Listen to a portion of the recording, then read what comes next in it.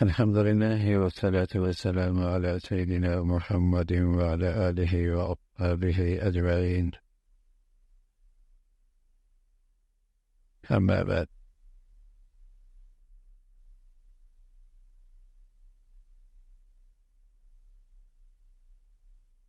یہ بات چل رہی تھی اور ہم یہ بات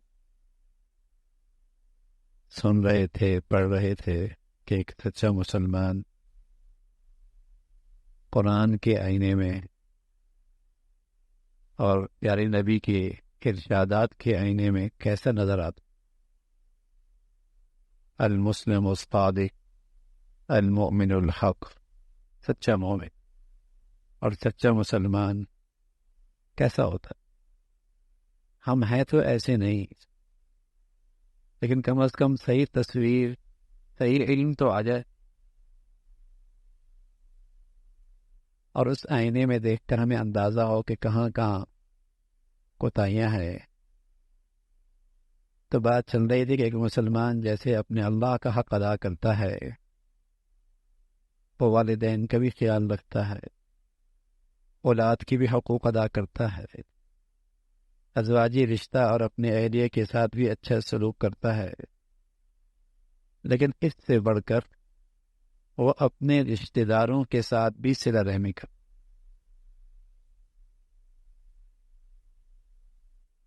خاندانی زندگی صرف مسلمانوں میں، دنیا میں کہیں نہیں، بلکہ اب دنیا میں گھریلو زندگی بھی نہیں ہے، اس لیے کہ ہمارے دین کا تقاضا ہے گھریلو زندگی، خاندانی زندگی، ہمارے دین کا تقاضا ہے. اس لیے دنیا میں یہ کہیں نہیں ہے، صرف مسلمانوں میں. میں ایک دن بات کر رہا تھا رات کو کسی جگہ پر، تو ایک ساتھی کینیڈا کا آیا ہوا تھا، تو یہ لگا جو آپ نے کہا وہ میں نے اپنی سر کی آنکھوں سے دیکھا. میں نے کہا کیا دیکھا؟ کیا ایک بس اسٹاپ پہ بہن اور بھائی کھڑے تھے، میرا تعارف ہوا، پتہ چلا یہ دونوں بہن بھائی ہیں، ایک ہی جگہ جا رہے ہیں. اتنے میں بس آئی، بھائی سوار ہو گیا، بہن کھڑی رہ گئی. میں نے کہا تم نہیں سوار ہوئی؟ کہا نہیں، کل ہم دونوں سوار ہوئے تھے، کرایہ اس نے دیا تھا، آج سوار ہوتے تو کرایہ مجھے دینا پڑتا، اس لیے میں نے کہا وہ چلا جائے، بعد میں چل جاؤں.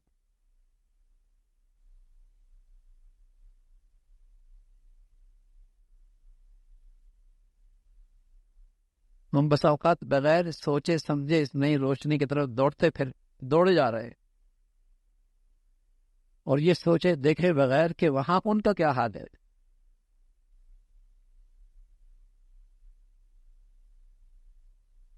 اس چمک دمک زندگی کے پیچھے بھاگے جا رہے، یہ سوچے بغیر کہ ہماری جو ایک اقدار ہیں اور یہ ہماری جو ایک خوبصورت زندگی ہے رشتے ناطے کی، اس کا کیا بنے گا؟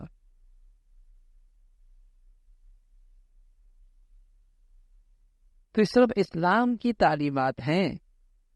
گھریلو زندگی، خاندانی زندگی، ایک سچا مسلمان اس کا اہتمام کرتا ہے کہ اس کا گھر اچھا ہو، محبتوں بھرا ہو، اور جو اس سے بن پاتا ہے وہ اپنے رشتہ داروں کے ساتھ بھی اچھا سلوک کر. اچھا، اگر رشتہ دار بھی اچھا مسلمان بننا چاہیں تو وہاں سے بھی ایسے ہی بدلہ ملے گا، تو بتائیے کتنا خوبصورت خاندان بنے گا. لیکن اگر وہاں سے ایسا برتاؤ نہیں بھی ملتا تو سچے نبی صلی اللہ علیہ وسلم نے فرمایا کہ صلہ رحمی یہ نہیں ہے کہ وہ اچھا کرے تو تم صرف اچھا کرو، بلکہ وہ اچھا نہ کرے تم پھر بھی صبر کرو. تم اپنی طرف سے قطع تعلق کا معاملہ نہ کرو. اگر وہ زیادتی کر رہا ہے، ناانصافی کر رہا ہے، تم صبر کر لو، برداشت کر لو، حلم سے کام لے لو، درگزر کر دو، معاف کر دو. لیکن تم اگر اچھے مسلمان بننا چاہتے ہو تو اچھے مسلمانی کا تقاضا یہ کہ تم پھر بھی اچھا ہی کرو. آپ علیہ الصلوۃ والسلام فرمایا کرتے تھے دل من قطعک، جو توڑے تم اس سے بھی جوڑو. واعف عمن ظلمک، جو زیادتی کرے تم اسے پھر بھی معاف کر دو. واطی من حرمک، جو تمہارا حق ادا نہ کرے تم آگے بڑھ کر اس کا بھی حق ادا کرو. سبحان اللہ. خوبصورت اخلاق ہیں اسلام کے. ہمارے نبی کی خوبصورت زندگی ہے، اگرچہ نایاب ہوتی جا رہی ہے، لیکن سچے مسلمان کی زندگی کے اندر تو سچے مسلمانی کا تقاضا تو یہی ہے. پھر من قطع، جو توڑے تم جوڑو. حضرت نظام الدین اولیاء رحمۃ اللہ علیہ کی خدمت میں ایک شخص آیا، یہ میرا بھائی ہے، حضرت بہت زیادتی کرتا، ہمیشہ میرے راستے میں کانٹے ڈالتا ہے، روڑے اٹکاتا ہے. اب میں نے بھی طے کر لیا میں بھی کانٹے ڈالوں. اب فرمانے لگے تو بھی کانٹے ڈالے گا، وہ بھی کانٹے ڈالتا ہے، دنیا کانٹوں سے بھر جائے گی، کوئی کانٹے اٹھانے والا بھی تو.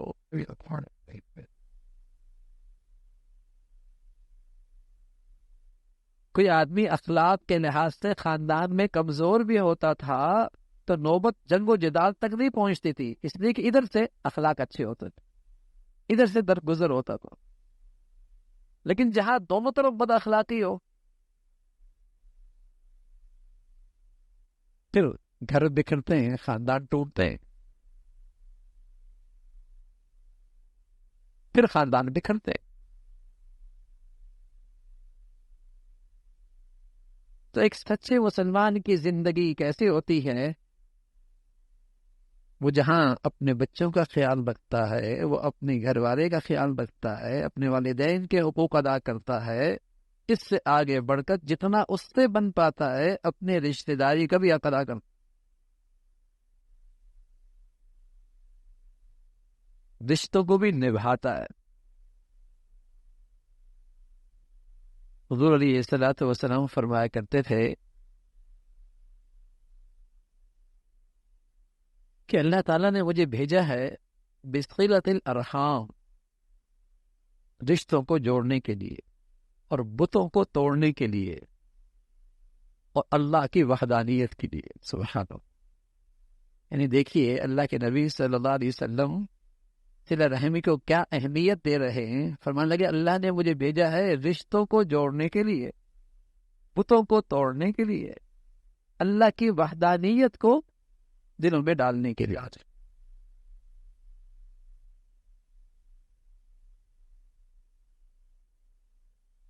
وَاعْبُدُوا اللَّهَ وَلَا تُشْرِكُوا بِهِ شَيْئًا وَبِالْوَالِدَيْنِ إِحْسَانًا وَبِذِي الْقُرْبَىٰ.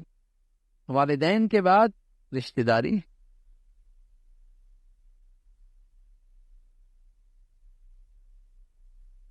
ایک شخص آیا کہنے لگا یا رسول اللہ مجھے کوئی ایسا عمل بتائیں کہ میں کل کامیاب ہو جاؤں اور جنت کا مستحق بنوں.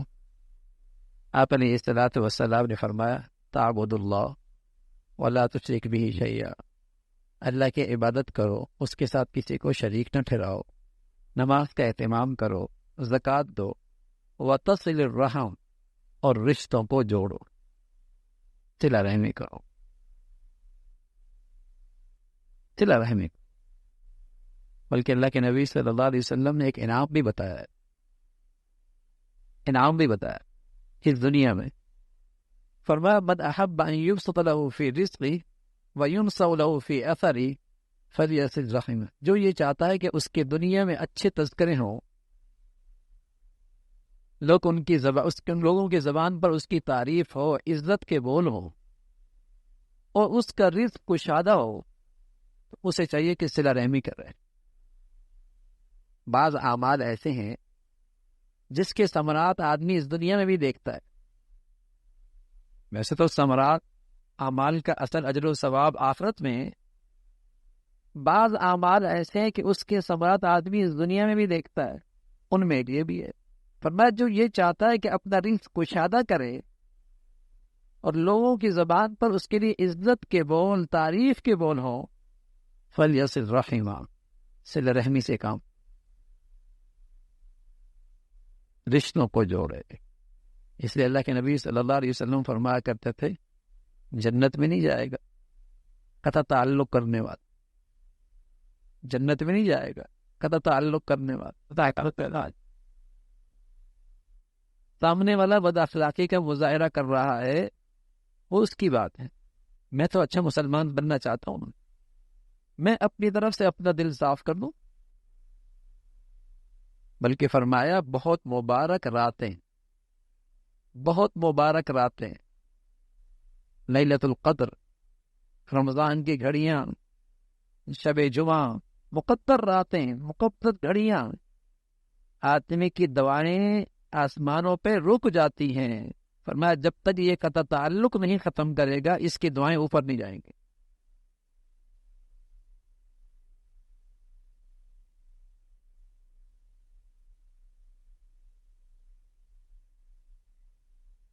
رشتہ داری نبھاؤ، اپنی طرف سے تمہارا سلوک اچھا ہو، اخلاق اچھا ہو، اور ہر انسان ایک جیسا نہیں ہوتا، سامنے والے کا رویہ، برتاؤ، اخلاق بہت کمزور ہے، لیکن تمہیں انعام بڑا ملے گا۔ تو حضور علیہ الصلوۃ والسلام فرمایا کرتے تھے کہ ان الرحمة لا تنزل على قوم فيهم قاطع الرحم۔ اللہ اکبر۔ اس گھرانے پہ اللہ کی رحمت نہیں آتی جس گھرانے میں کوئی قاطع رحم، قطع تعلق کرنے والا ہو۔ ان لوگوں پہ اللہ کی رحمت نہیں آتی جہاں کوئی قطع تعلق کرنے والا ہو۔ لوگ کہتے ہیں بندش ہو گئی۔ ارے میاں جب ہر ایک کا منہ دوسرے طرف ہے اس گھر میں تو بندش نہیں ہوگی تو اور کیا ہوگا؟ لوگ کہتے ہیں بندش ہو گئی، جب ہر ایک کا گھر میں دوسرا رخ دوسری طرف ہے، کوئی سیدھے انداز سے دوسرے سے بات نہیں کرتا، کئی کئی دن گھر میں گزر جاتے ہیں، پھر بندش کیوں نہ ہو؟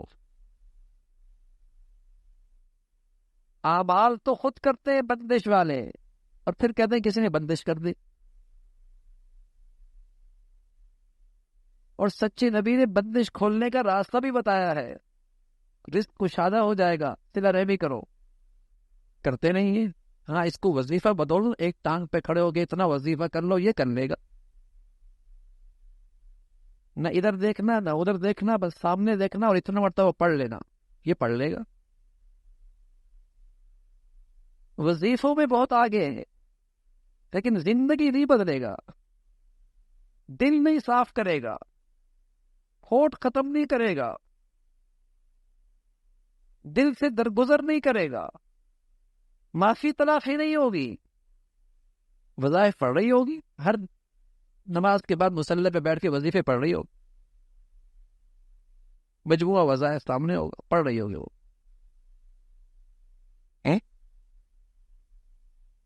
لیکن زبان کی سختی ایسی ہے کہ رشتوں کو کاٹ دیتی، کاٹ دیتی، کاٹ۔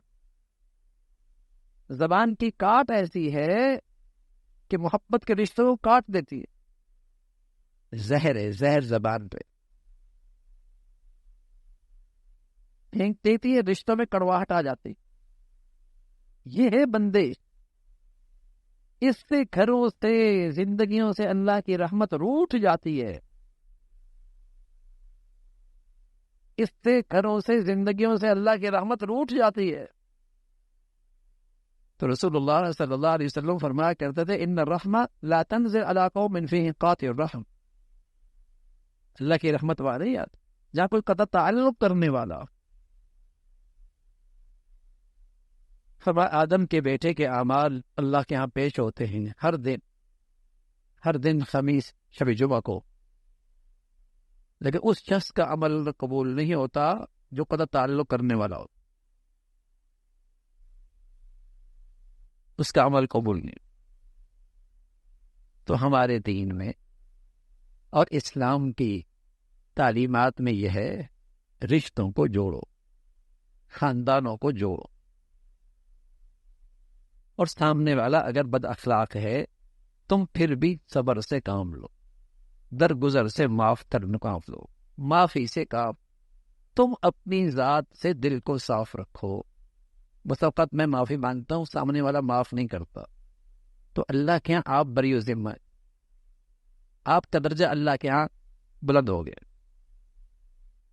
اب وہ اس کی کوتاہی اور زیادتی ہے، وہ سوچتا نہیں اگر آج وہ معاف نہیں کرتا تو کل پھر اسے بھی معافی نہیں ملی. اس لیے ہمارے نبی فرمایا کرتے تھے معافی دینے میں جلدی کیا کرو، کل تمہیں بھی اللہ جلدی معاف کر دیں. معاف کرنے میں جلدی کیا کرو، کل اللہ کریم تمہیں بھی جلدی معاف کر دیں.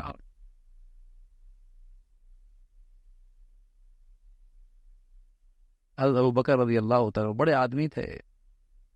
ان کی بیٹی پر مکہ کے بد نصیب لوگوں نے الزام لگایا عائشہ پر رضی اللہ تعالیٰ، بہتان بھی ایسا دردناک تکلیف دے. تو ان میں ایک مخلص مسلمان بھی ان کی باتوں میں آ گیا. اچھا، وہ مخلص مسلمان ایسا تھا جو حضرت کا رشتہ دار بھی تھا، حضرت اس کی خدمت بھی کرتے تھے، اس کا خیال بھی رکھتے تھے، غریب بھی تھا. اس کی زبان پر بھی ایسی بات آ گئی تو حضرت کے کانوں میں پڑی تو فرمایا آج کے بعد میں اس کی خدمت نہیں کروں. اب اس نے معافی مانگ لی اللہ سے. قرآن کی آیت آ گئی، الا تحبون ان یغفر اللہ لکم، کیا تمہیں یہ پسند نہیں کہ اللہ تمہیں معاف کر دے؟ تو جو تمہیں یہ پسند ہے تو پھر تم میرے بندوں کو جلدی معاف کرو. تو وہ بغیر فرمانے گئے اللہ مجھے تو اسی کی ضرورت ہے، میں نے فوراً معاف کر دیا اور اب اس کو میں اس کی خدمت دگنا کروں گا، پہلے سے بھی زیادہ خدمت کروں گا. تو ہمیں تو معافی کی ضرورت ہے نا، ہم بھی اللہ کے لیے معاف کر دیا کریں. یہ کچرا، یہ دل کی گندگی اگر لے کے گئے بھی تو کیا پائیں گے؟ تو صلہ رحمی، در گزر، معاف کر دینا، یہ سچے مسلمان کی خوبیاں ہیں. سچے مسلمان کی خوبیاں ہیں. اللہ تعالیٰ یہ خوبیاں ہمیں بھی نصیب فرمائے، یہ سب صفات ہمیں بھی نصیب فرمائے، ایسے بڑھیا اخلاق اللہ تعالیٰ ہمیں بھی عطا فرمائے. اللہم لک الحمد کلو ولک الشکر کلو، اللہم لک الحمد کلو ولک الشکر کلو. اللهم إنا على ذكرك وشكرك وحسن عبادتك، اللهم إنا على ذكرك وشكرك وحسن عبادتك. نستغفر الله ونتوب إليك، نستغفر الله ونتوب إليك. سبحان ربك رب العزة عما يصفون وسلام على المرسلين.